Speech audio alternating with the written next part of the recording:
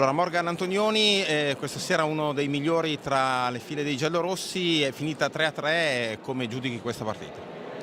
È stata una bellissima partita fino all'ultimo secondo. Vabbè, la squadra che sono lo sappiamo già.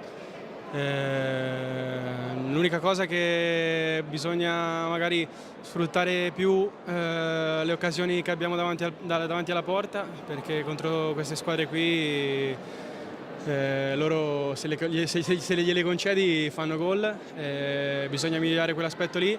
Abbiamo fatto una bella partita in difesa, a ritmi altissimi, sono contento, è un punto guadagnato secondo me.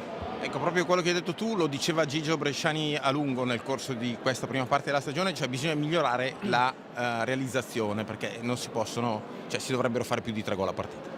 Sì, poi sai, quando vengono queste squadre qua già ti concedono poco, più le occasioni che hai non le metti dentro, è capace che poi la partita non te la porti a casa, come è successo stasera. Siamo stati bravi a portare a casa un pareggio, ma meritavamo i 3 punti secondo me.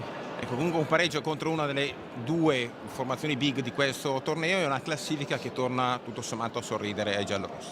Sì, no, bisogna continuare così, di questo passo, a lavorare, perché siamo una bella squadra e dobbiamo ancora dimostrarlo fino in fondo.